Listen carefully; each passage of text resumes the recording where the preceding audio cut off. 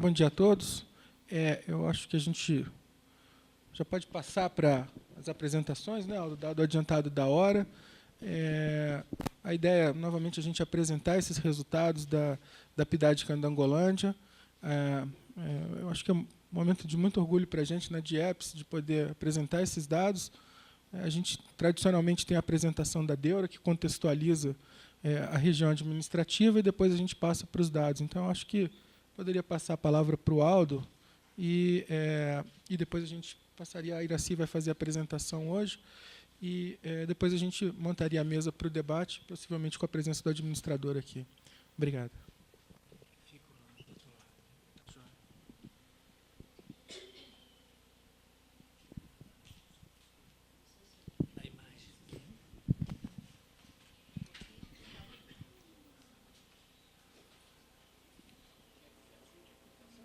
Por favor, senão...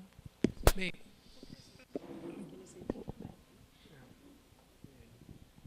bom dia a todos e a todas. É um prazer muito grande, como referiu o Bruno, apresentar mais um trabalho da equipe da DIEPS, e eu praticamente estou vocalizando o que a equipe da DEURA organizou, na pessoa do Sérgio, e também agradecendo ao nosso fotógrafo Toninho e os demais que nos deram o prazer de elaborar esse estudo, que é um amplo apanhado arquitetônico, urbanístico e geográfico da nossa Candangolândia. Chegou o administrador, um prazer. Quero dizer que eu tenho uma simpatia especial por essa área sul da cidade de Brasília, porque a Candangolândia fazia parte daquilo que a própria Codeplan designava como localidades provisórias, uma vez que abrigava acampamentos de construtoras. Aliás, você tinha localidades provisórias e tinha também as grandes invasões, que eram as favelas que estavam do outro lado da pista da Candangolândia. Então, tem uma certa nostalgia falar sobre a Candangolândia, também com muita simpatia. Ela surgiu, né, como diz ali, o primeiro acampamento oficial em 56, com a Nova Cap, não é? De apoio à construção junto com o Núcleo Bandeirante. Então, a rigor, se não fossem as pistas, poderia ser considerado uma RA só, uma única RA. Então, abrigava a sede da companhia e a residência dos técnicos, tinha o caixa forte, posto de saúde, hospital, enfim, quer dizer, tinha uma estrutura de cidade para atender a demanda dos que aqui chegaram como os candangos, não é? Enfim, os pioneiros, não é?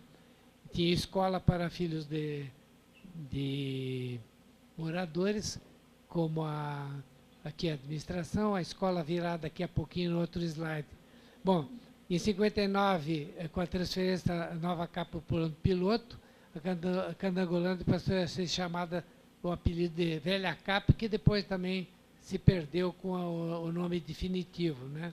E é uma alternativa de moradia para os migrantes que chegavam com a intenção de trabalhar na construção. Os que não couberam na Candangolândia fundaram a Vila do Iapi, do outro lado da pista, perto do Hospital JKO. O nome da cidade é uma homenagem aos pioneiros, né, os candangos, que vem da expressão cangundu, de origem africana, que significava trabalhador braçal. Quer dizer, a rigor, todos os que são nascidos aqui levam essa denominação sem saber que também são trabalhadores intelectuais, não é? E não só braçais. Quer dizer, ficou, digamos, o gentílico local. Em 89 foi reconhecida como núcleo urbano, em 94, né, por meio da Lei 658, passou a ser a região administrativa 19 do Distrito Federal. Hoje a RA é ocupada, tem como na área, como a gente vai ver nos mapinhas, o Jardim Zoológico de Brasília e áreas de relevante interesse ecológico, a área do Riacho Fundo. Aqui nós temos a história, né, que foi reconhecido pela Unesco como, junto com o plano piloto, enfim, como a cidade de Brasília, o patrimônio cultural da humanidade. Quer dizer, então, as coisas que lá estão não podem ser destruídas, né? A Igreja São José Operário, que lá está, foi, digamos assim, recondicionada, né? Foi restaurada e colocaram mais uma porta, né? Para ficar mais, digamos, compatível com o desenho, né?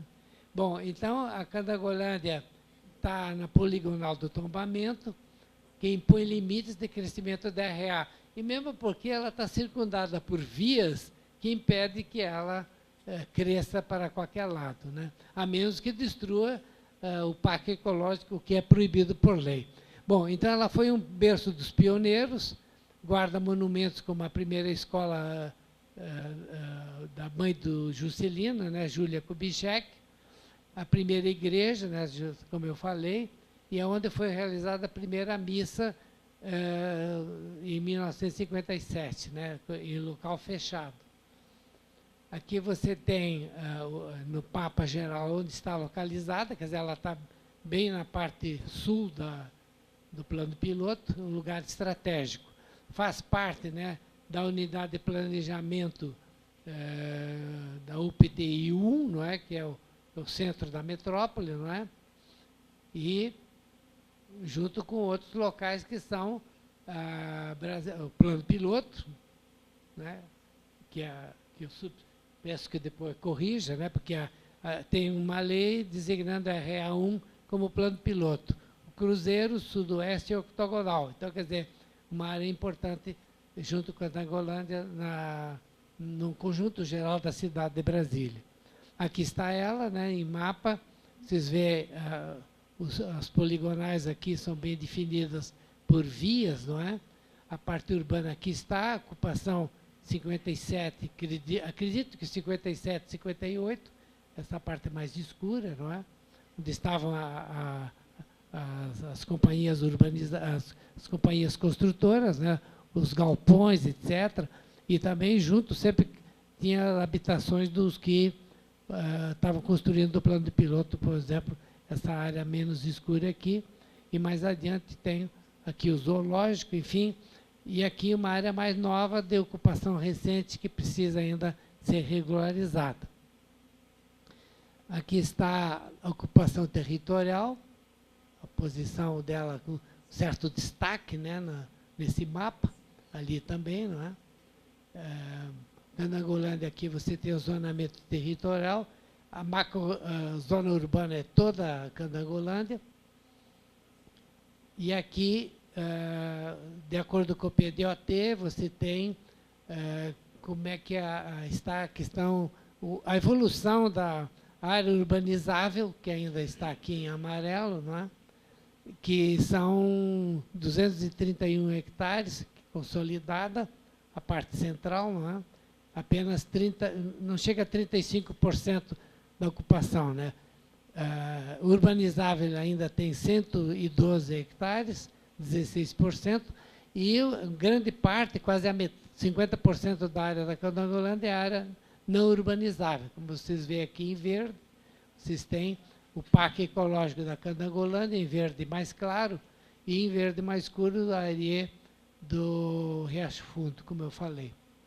Aqui está a parte ainda, quer dizer, a parte de regularização, você tem áreas urbanas formais, em azul, que, né, a rigor não pode ser mais muito mexidas, não, e em amarelo as áreas urbanas em regularização.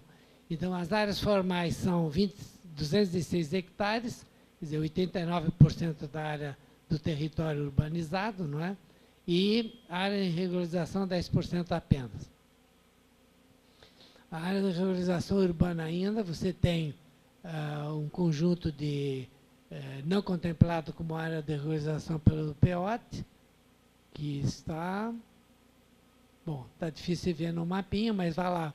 Você tem a Curva da Morte, que é essa que passa pelo núcleo Bandeirante e tem uma curva em cotovelo muito forte aqui. Se alguém se distrai ou dorme, ele vai reto, vai lá para o mato, né? Bom, depois tem aqui área que tem área comunitária, né, 21 e 24. Tem uma área de chácaras ainda, um residencial do Parkway, que é um resíduo aqui na parte mais sul, e o setor de chácaras da Candangolândia, que é esse trecho aqui. Bom, unidade de conservação e parques, né? Na legenda anterior também apareceu o Parque Ecológico da Candangolândia, com aquela parte de verde menos forte, não é? Depois a APA das bacias do Gama da Cabeça do Veado, essa parte em marrom aqui, e a área de relevante interesse ecológico do Riacho Fundo está aqui inserida. O Parque Ecológico da Candangolândia, que está em destaque aqui também, ele é uma área muito bonita. Eu já entrei aqui de carro, porque tem pessoas que vendem plantas, não é?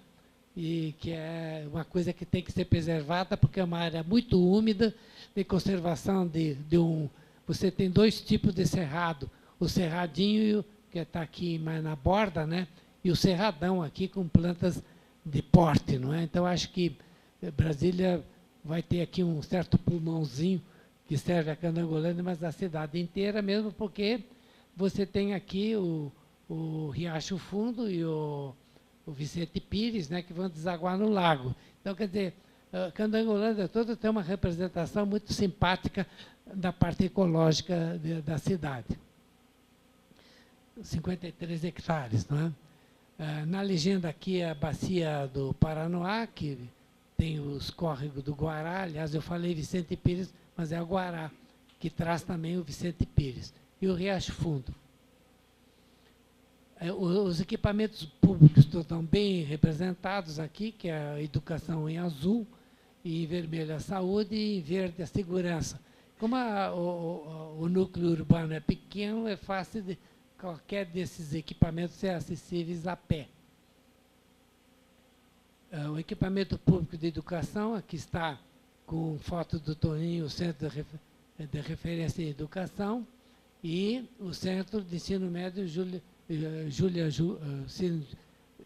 Júlia Kubitschek, que foi realmente, digamos assim, feito em cimento, né, para dar mais conforto às crianças.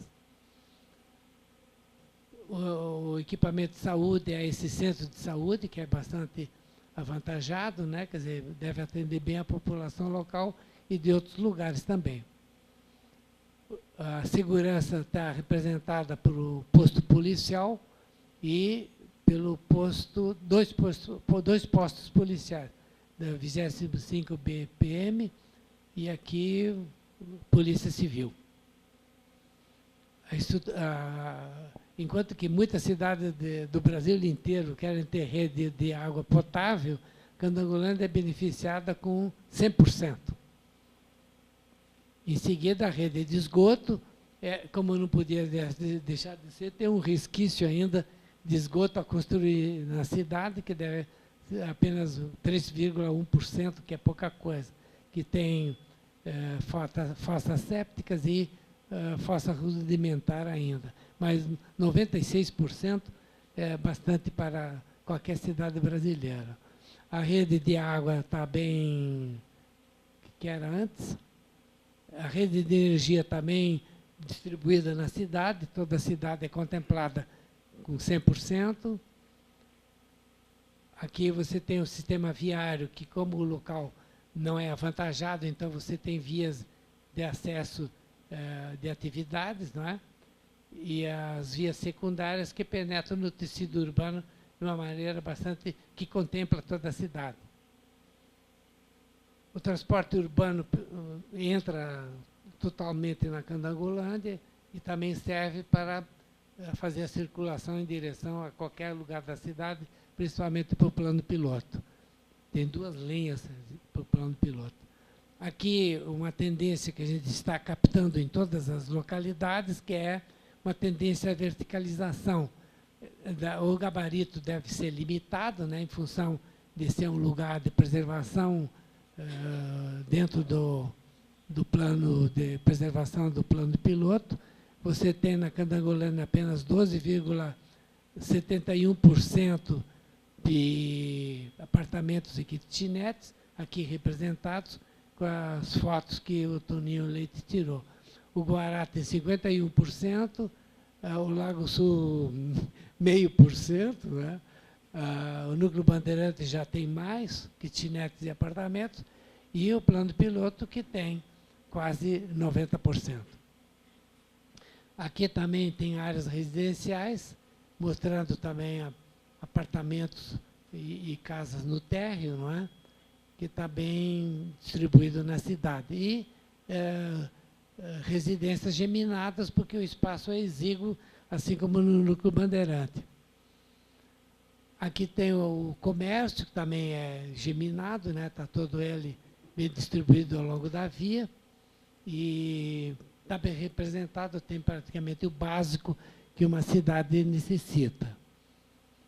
Os equipamentos urbanos estão também bem distribuídos, a administração regional, o Corpo de Bombeiros, a Agência do Trabalhador, o Salão Comunitário,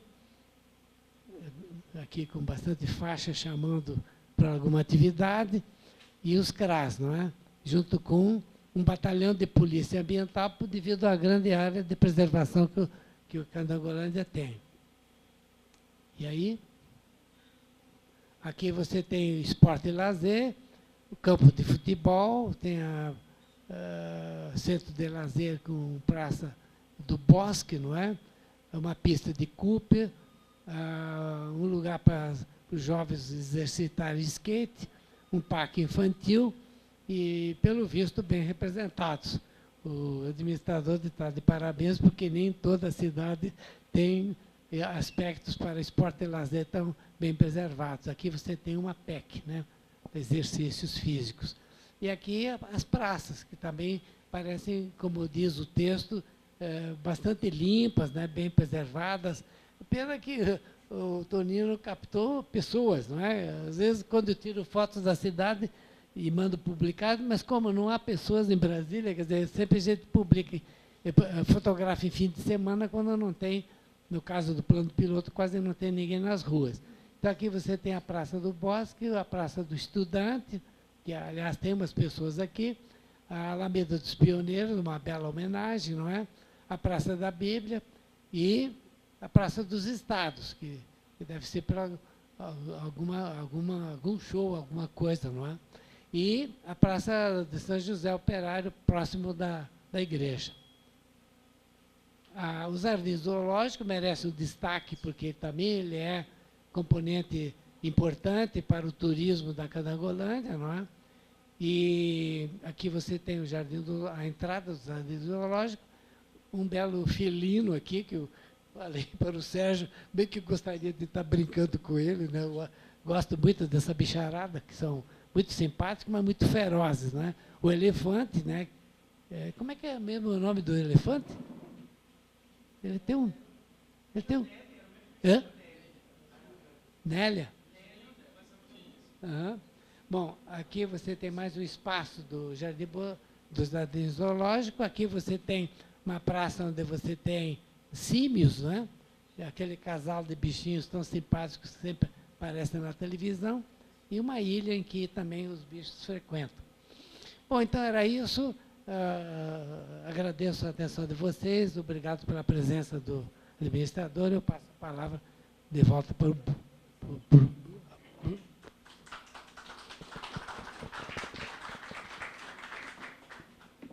Iraci.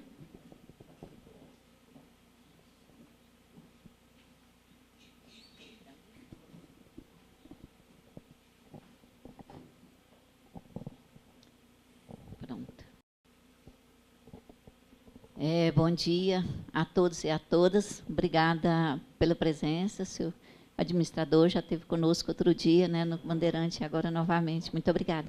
Agradeço a presença dos meus colegas.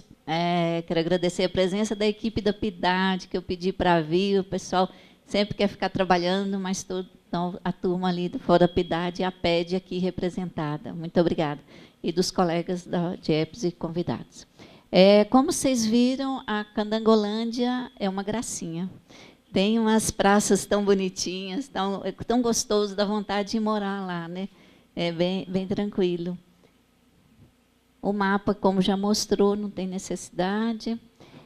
A Candangolândia foi pesquisada agora em outubro, no mês de outubro de 2015, com a amostra de 500 domicílios. E a pesquisa estimou uma população de 16.848 pessoas, muito semelhante à que foi encontrada em 2013, que era 16.886. Os domicílios urbanos já, por sua vez, aumentaram um pouco mais, 4.616 passou para 5.171.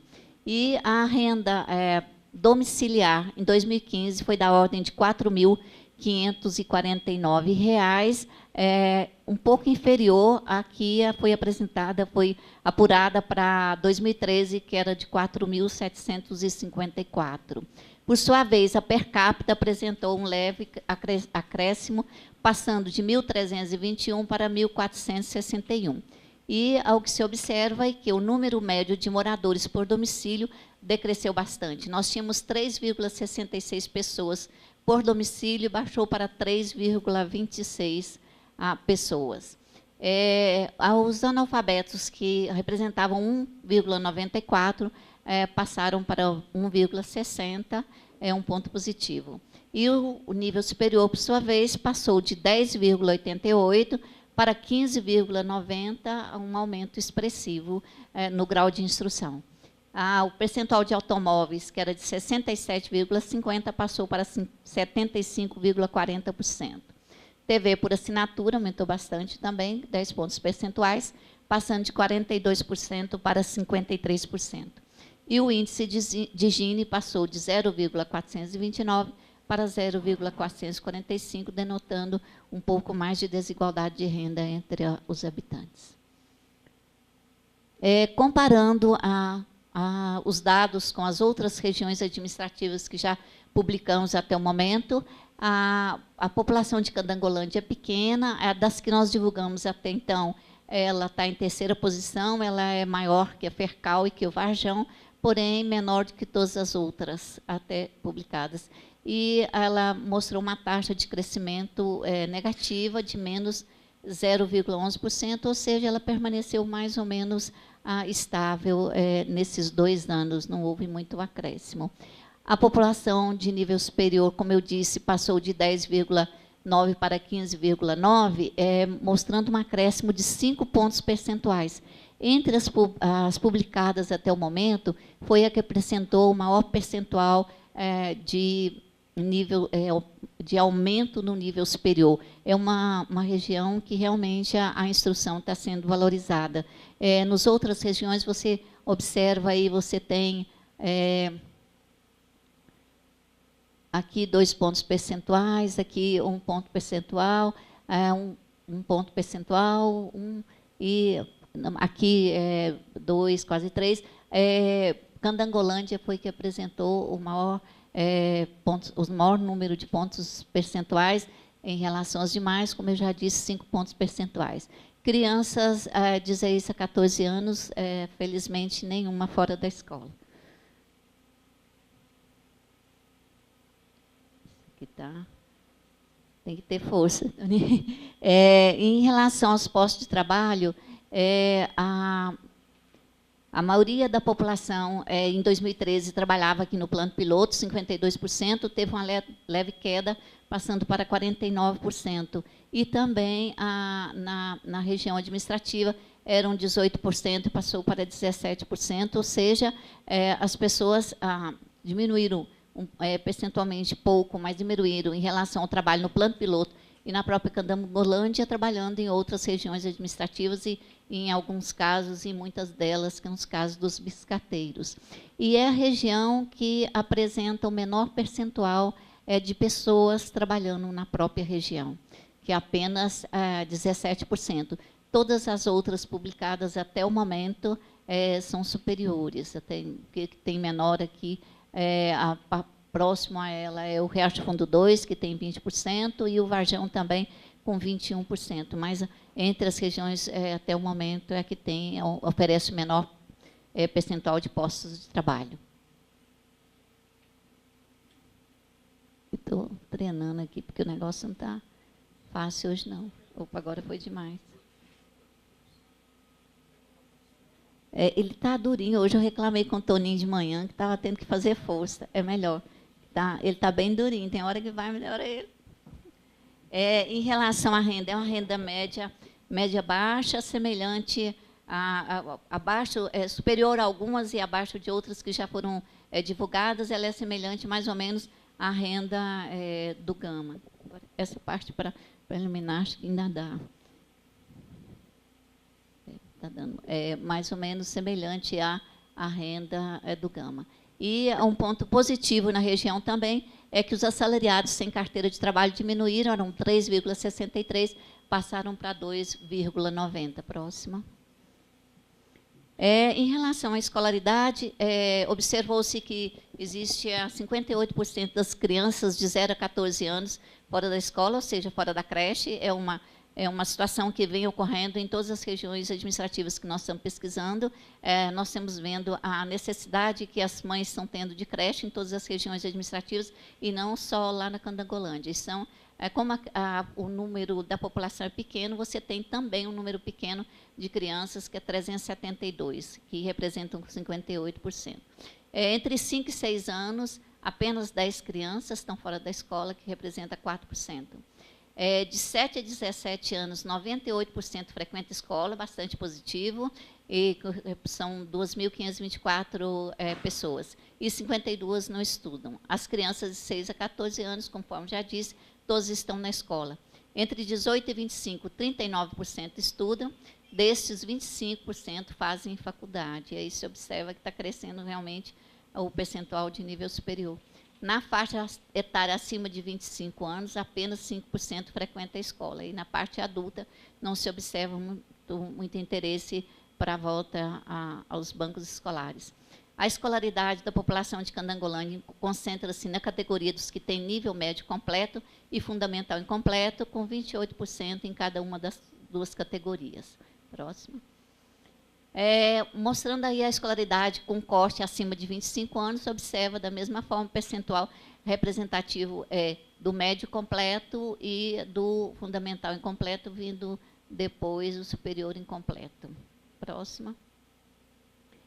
Dos trabalhadores informais, que não têm carteira de trabalho assinada e que também são autônomos sem pagarem INSS, nós observamos que encontra em todas as classes de ensino, mas principalmente no ensino fundamental incompleto e no ensino médio completo, um reflexo da escolaridade da população como um todo.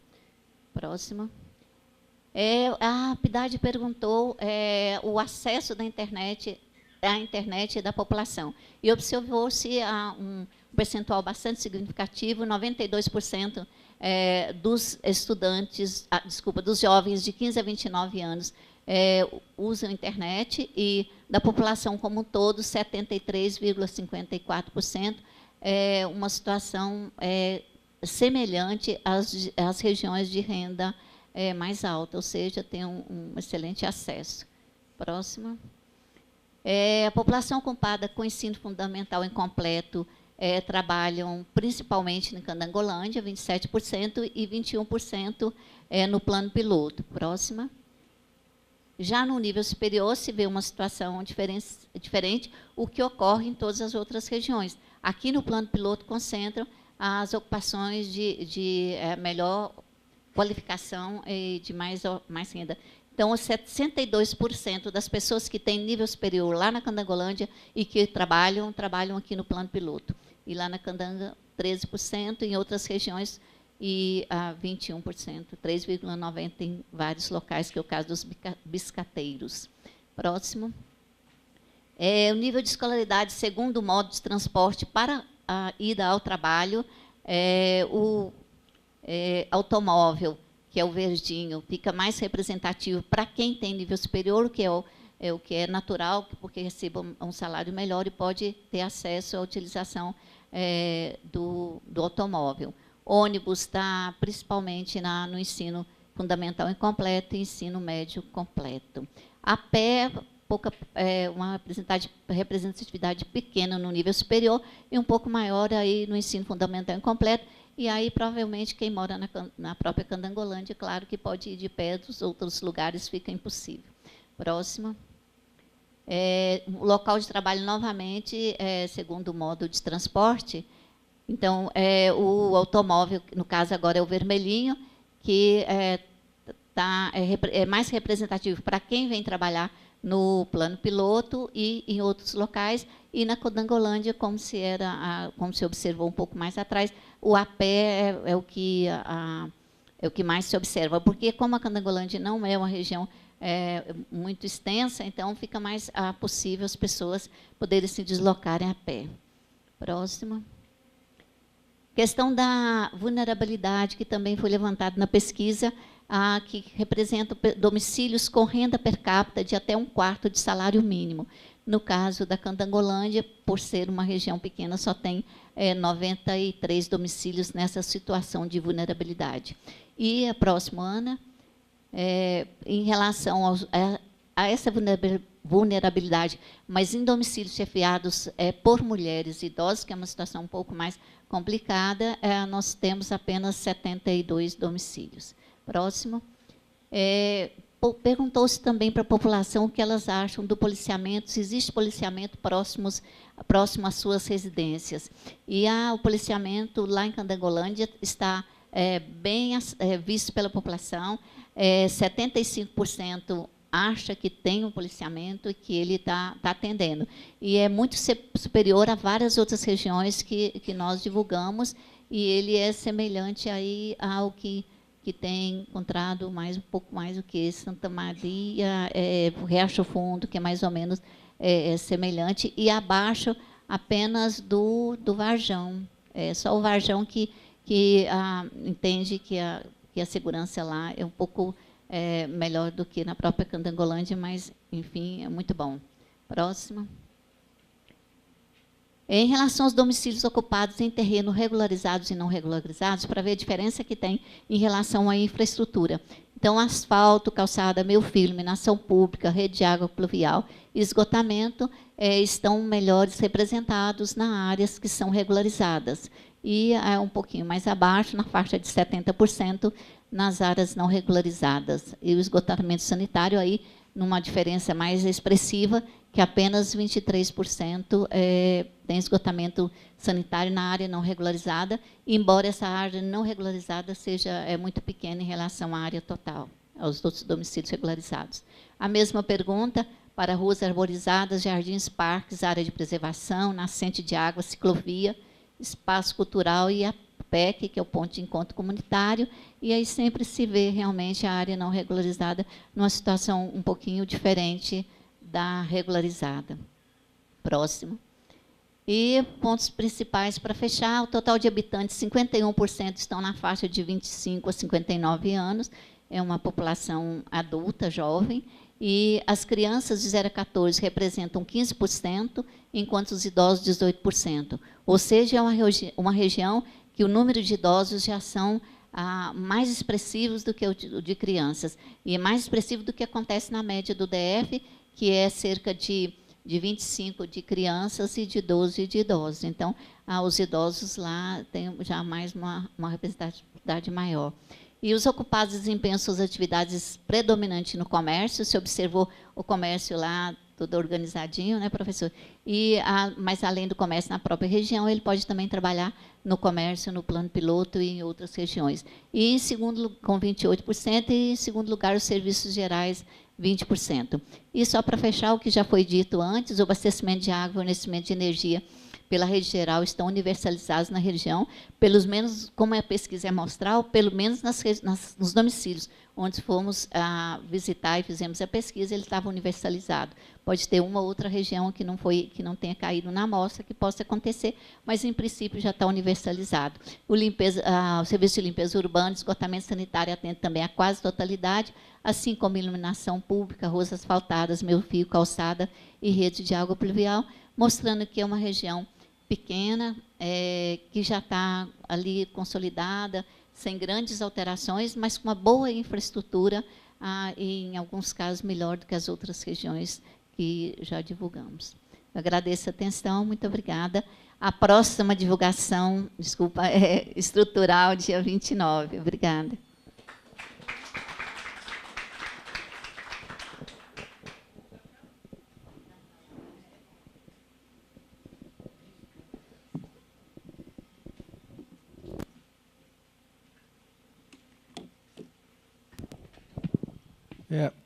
Obrigado, Aldo. Obrigado, Iraci, pelas apresentações.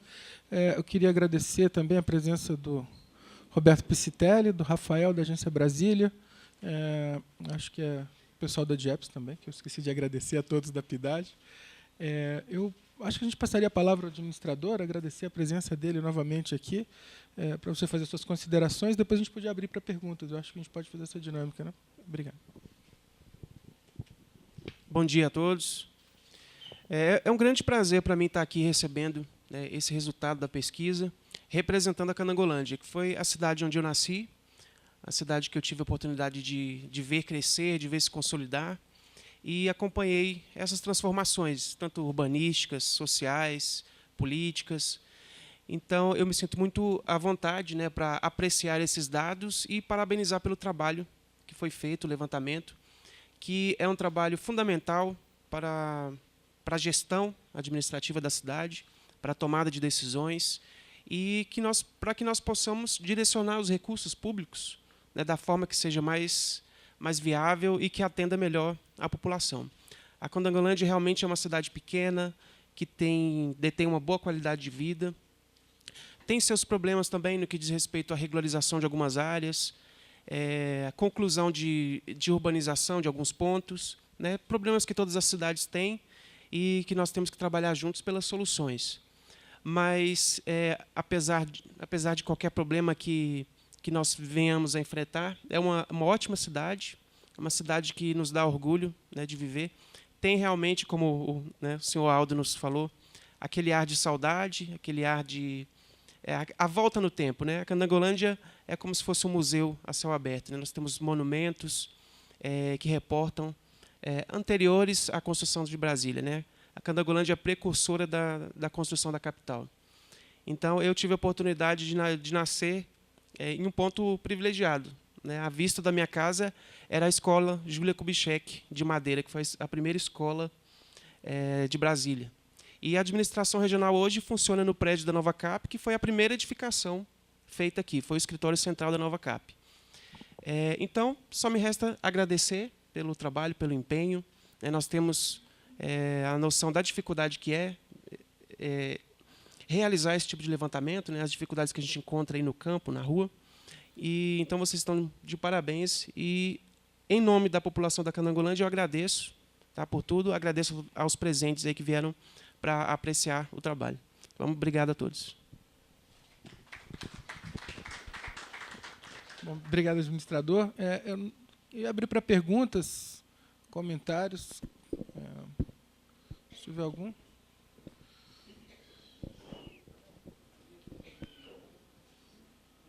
Primeiro, dá preferência. Não, cada vez que venho assistir as apresentações aqui, eu fico impressionado com a qualidade do trabalho que a Codeplan vem fazendo. Acho que as pessoas no Distrito Federal não conhecem a excelência, o nível dos trabalhos e a utilidade que as pesquisas que a Codeplan vem fazendo representam para a comunidade. Não, eu acho que todos vocês aí merecem os parabéns e o reconhecimento da população de Brasília.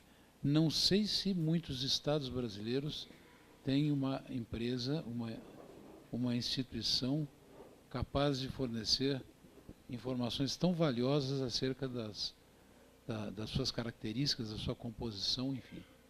E fiquei também impressionado com os indicadores da Candangolândia, não é? Realmente impressionam porque, diante tantas críticas que se fazem, né, de tantas carências da população de modo geral, parece que Candangolândia é quase uma ilha, né? Então, eu acho que o administrador também merece os parabéns e a comunidade da Candangolândia, idem. Bom dia a todos. Eu queria saber o seguinte, vendo na pesquisa, assim como no Núcleo Bandeirante, ainda tem um grande número de imigrantes lá, 48% são de pessoas de fora do DF e 52% são de nascidos no DF.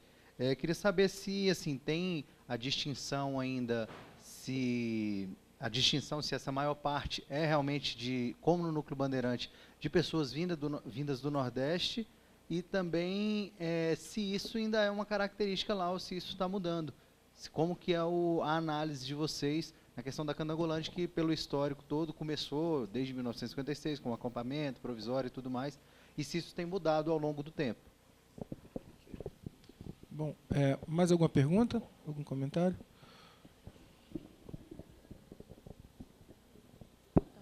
Oi, eu sou Renata, aluna do UNB e também da ONG Rodas da Paz. 2 dados de vocês me interessaram mais, eu acho que relacionado não só à Candangolândia, mas a todas as RAs. Na hora que vocês têm esse dado da população 2013 e 2015, a variação, eu não sei se vocês também teriam dado do mercado imobiliário do preço do metro quadrado, por exemplo, dos imóveis nessas RAs, que aí a gente pega a dinâmica populacional, às vezes que um grupo está mudando de uma cidade para outra dentro do DF por conta dessa dinâmica imobiliária. Eu acho que é um dado interessante para fazer essa análise do crescimento ou redução das populações por RA. E outro, que eu achei super interessante, a questão desse quadro dos modos que as pessoas vão para o seu local de trabalho, né? Seja de carro, bicicleta e tudo, e, ao mesmo tempo, vocês têm o crescimento percentual dos domicílios com automóvel. Eu acho que esse dado é riquíssimo para associar com o plano de mobilidade, que deve ser revisto daqui a pouco, para ver quais são as cidades onde a gente está criando gargalos de trânsito, porque a gente não investiu ainda em transporte coletivo. Achei um dado assim riquíssimo, pegar o posto de trabalho, a escolaridade, a RA e o meio de transporte. Acho que vocês têm um dado assim que é um tesouro na mão de vocês para o planejamento do DF. E aí eu até queria saber se a PEDAD vocês vão liberar os microdados para fazer cruzamento com esses dados assim que terminar todas as RAs. Era isso. Okay. Bom, mais alguma pergunta? Em primeiro lugar, queria agradecer as palavras do Roberto. É sempre bom a gente poder ouvir elogios, né? E estando aqui também há menos de um ano na Codeplan, eu também queria exaltar essa qualidade e essa dedicação da equipe da Codeplan, em especial na pessoa da Iraci, que tem uma dedicação especial a essa pesquisa. E, de fato, a gente tem números muito importantes, eu acho que eles têm sido cada vez mais utilizados, também na palavra do administrador, agradecer as palavras dele, que a gente tem tentado subsidiar, e a ideia de trazer os administradores aqui é exatamente essa, a gente poder oferecer esses números para a administração e para o GDF em geral. Os dados de 2013 e 2011 estão disponíveis, os microdados já estão disponíveis, a gente deve fechar meio do ano a PIDAD 2015, e a ideia também é disponibilizar os microdados. Tá ok? Assim, a gente também tem um sistema que foi desenvolvido aqui dentro também, todo em software livre, que permite cruzamentos, tabulações cruzadas a partir dos microdados. Então, você consegue também ter várias tabulações cruzadas de maneira muito rápida, amigável e fácil. Bom, quanto às perguntas, preço de imóvel, eu acho que eu posso me adiantar, é uma informação complicada de conseguir. O IBGE tentou fazer isso numa PNAD, a informação não ficou muito boa, o IBGE parou de coletar. A gente também tem interesse, eu acho que depois, se o Sérgio quiser comentar, a gente tem interesse em acompanhar o mercado de imóveis, mas eu não sei se a pergunta direta ao domicílio é a melhor forma de coleta. A gente talvez possa conseguir, através de registros administrativos, por exemplo, ITBI e coisas do tipo, eu acho que seria uma informação mais, eu acho que, do que perguntar direto à população. Sim, sim. A Terracap também, bom, por por dever de ofício, eles têm acompanhado isso e a gente tem conversado com eles. Mas eu acho que é um ponto muito importante que você levanta. Bom, as questões do Rafael, acho que eu passo a Iraci, que ela pode comentar melhor os detalhes dos números de migração. Okay? Os nordestinos são expressivos. Lá, 56% dos imigrantes são naturais do Nordeste, mas também Minas Gerais, em termos de estado, Minas Gerais é bem representativo, 19% da população é constituída por mineiros e 11%, não, daqui cadê? E Goiás, 14%. Além dos nordestinos, nós temos Goiás e Minas bastante presente. Minas é quase toda a região administrativa tem uma porção de mineiros, né, Nilva? Muito mineiro. E quanto à mudança, se o perfil está mudando, eu acredito que não. Tem que olhar as outras pesquisas, mas 60% da população mora na Canangolândia há mais de 15 anos. Então, é uma população que chega e lá fica. A gente tem dados depois de 2004 em diante que a gente pode comparar para ver se o perfil está mudando, mas acredito que não, que é mais ou menos realmente o nordestino, em termos de regiões e em termos de estado, Minas Gerais o mais expressivo. Não sei se o administrador quer comentar mais alguma coisa. Se tem mais algum comentário, Alexandre? Eu queria que vocês comentassem, eu estava reparando, me parece que as características de Canangolândia talvez sejam as mais fortes em relação a demonstrar como é que está funcionando o grande centro metropolitano de Brasília, ou seja, uma população idosa crescente, que eu acho que é a característica. Eu queria até ver na tabela de vocês como é que são as outras regiões administrativas em relação à população idosa, porque fico pensando se esse não seria o grande indicador de aonde você tem, quais são as RAs que já estão estáveis e quais seriam as nossas RAs de fronteira, ou seja, onde que você tem mais população masculina, mais população jovem, maior população ativa. Então, juntando os dados de pouca variação de empregos, muito idoso, fico me pensando se isso seria característico já dessa região central.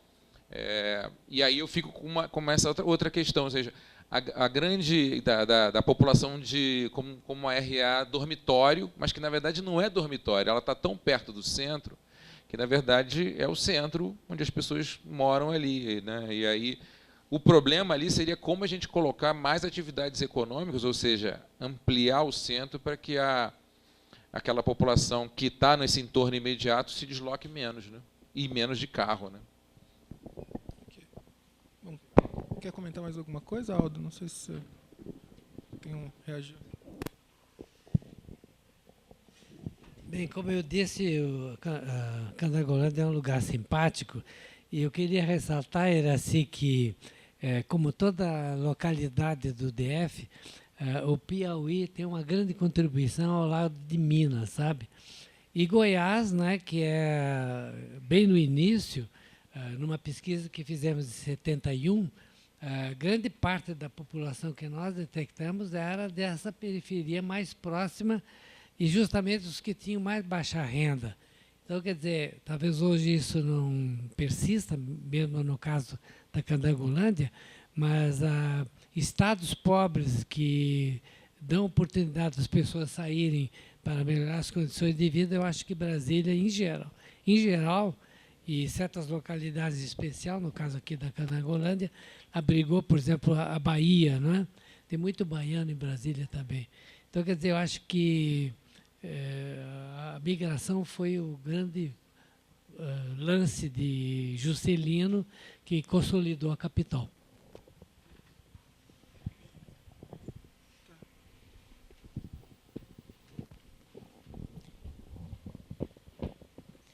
Alexandre, nós estamos na 17ª região, então a gente não tem ainda comparação das demais, mas por 2013 se observa que tem mais idosos nas regiões mais consolidadas. Parece que Taguatinga era uma das mais, o maior percentual, visto que lá eu moro, estou dentro dos idosos, mas era Taguatinga, Gama, Braslândia e Lago Sul são as regiões mais consolidadas, têm o percentual de idosos maiores. E as regiões mais jovens, de criação mais jovem, como Estrutural, Varjão, tem um número expressivo. Recantazemas tem muita criança também é expressiva. Essas são as que têm as expressivas. Mas quando a gente terminar as 31, que eu espero seja em julho, a gente vai ver esse crescimento que, com certeza, da população idosa, né, o percentual crescendo, e, enfim. Bom, acho que a vantagem da gente fazer a apresentação, eu já tinha falado aqui, é como se a gente tivesse mais um capítulo, né? E a gente vai montando essa fotografia inteira do Distrito Federal. Como a Aracy falou, a próxima é estrutural, né? A gente vai apresentar os dados. A gente está em campo agora em Sudoeste.